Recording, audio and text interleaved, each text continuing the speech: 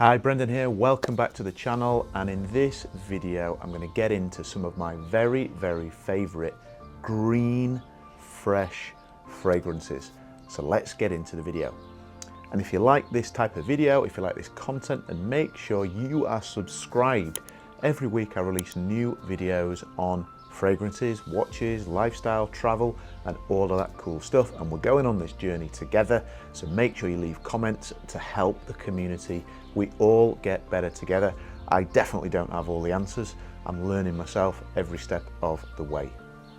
So green fragrances, what's the story? Well, green fragrances are almost like when you think about citrus freshy fragrances or aquatic fragrances. You've got citruses, which are more like the fruits.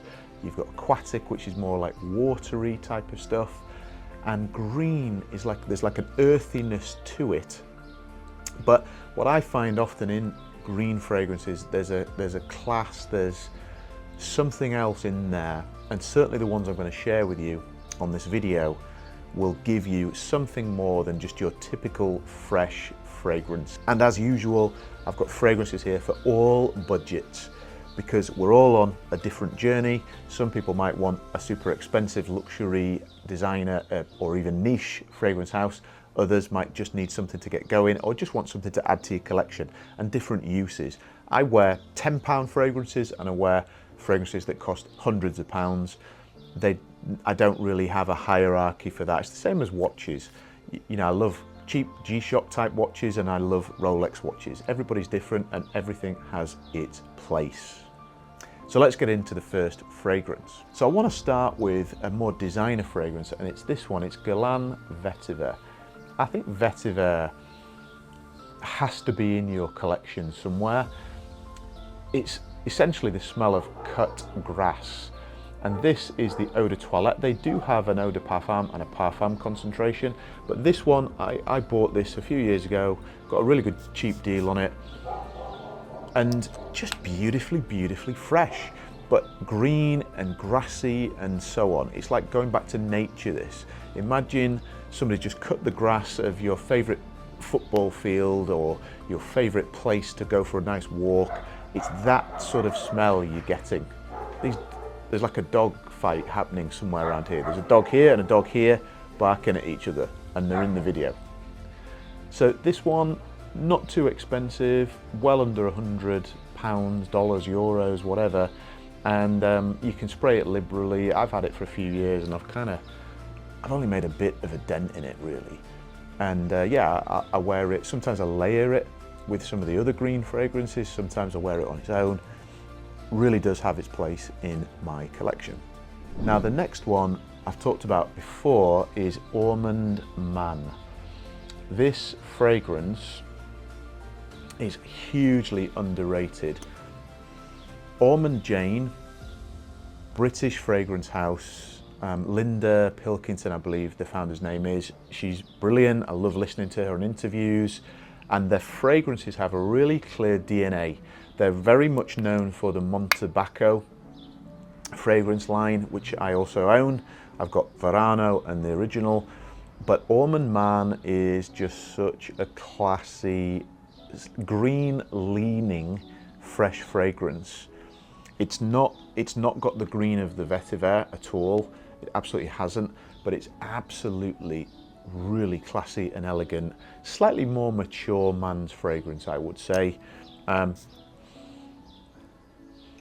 Yeah, beautiful. I just can't get enough of this, and I actually do worry about finishing this bottle because it's only a 30ml bottle, and you get that anxiety, don't you? I don't know if you get that when you're getting towards the end of a bottle and you haven't got another one. You're like, oh, I'm not going to wear this. You end up not wearing it. But yeah, I can smell that in the air around me. Beautiful fragrance. Really does deliver. I really think you need to smell more Almond Jane fragrances. If you're not familiar with that house, definitely recommend them. Now we move up to Penhaligon's. I say up, I wouldn't put Penhaligon's above any of the other brands here, but this one is Cousin Matthew, the impudent Cousin Matthew. And this one, my wife bought me this but I did sign it off in advance. I'm going to spray it here. Yeah, so it's got a beautiful sharp green scent. A toad's head, or a duck's head, I should say. They do some funny bottles, don't they, Penhaligons? I get it. But I believe this one is actually discontinued now. And it has a powderiness to it in that green that almost slightly puts it into that, mildly into that fougere category, but I wouldn't necessarily, it's not a fougere for me.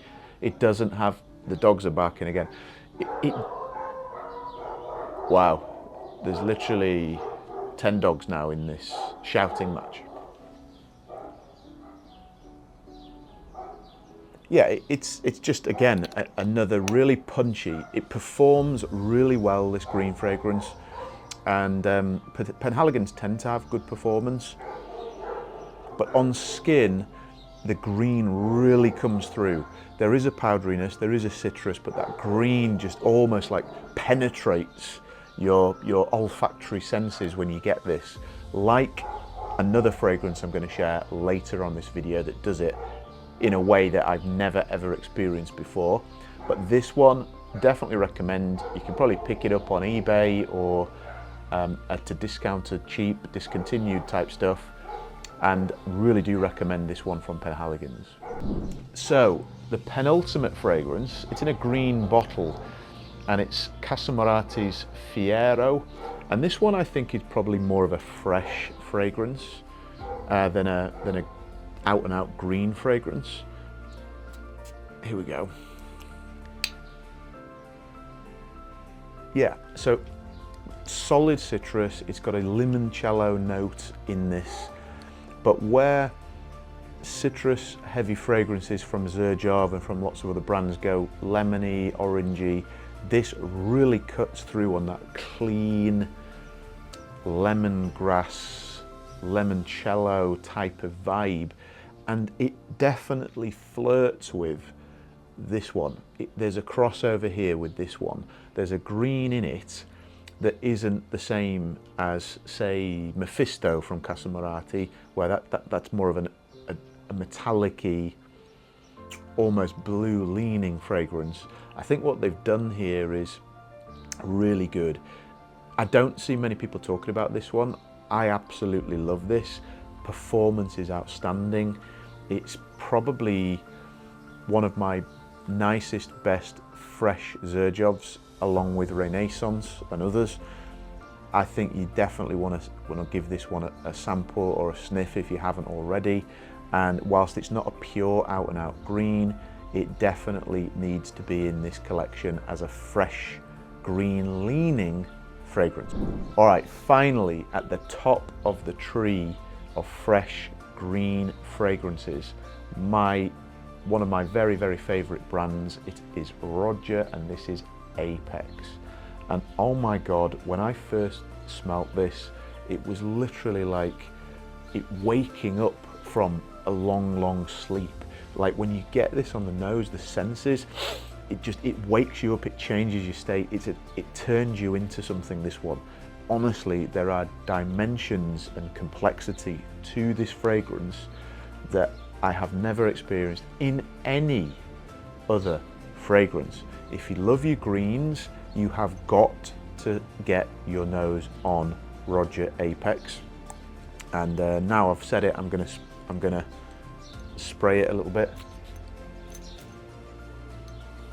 I'm gonna give it a bit on here as well.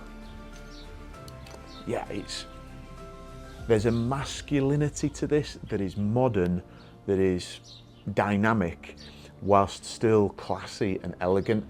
It's a combination of that depth of the patchouli with the freshness and the opening slight citruses in here. It could be the greenest out of the bunch without ever going into that earthiness that you sometimes get with some of those green fragrances and patchoulis. And there's a spice to it that it's like you walking through a jungle, but you're sort of confident, you're loving life, and you're bringing in those scents into like a modern, dynamic, confident, manly approach. I don't know if I'm making any sense at all here, but definitely you need to get a bit of Roger Apex. And I've got anxiety, bottle anxiety here as well, because I'm nearly, you can see sort of here at the end of this, keep scouring for deals on this one.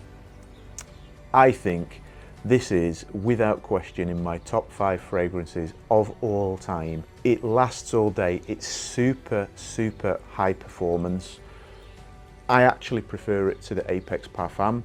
I have smelt the Apex Eau Intense, and I'm not a fan compared to this. I just don't think it's got as much muscle, as much dynamism this one has.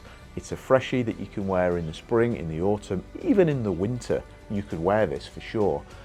But I tell you where I like wearing it the best: walking down along the beach to go and get a nice cocktail, or go and sit down and have a nice cigar, or just watch the sun set.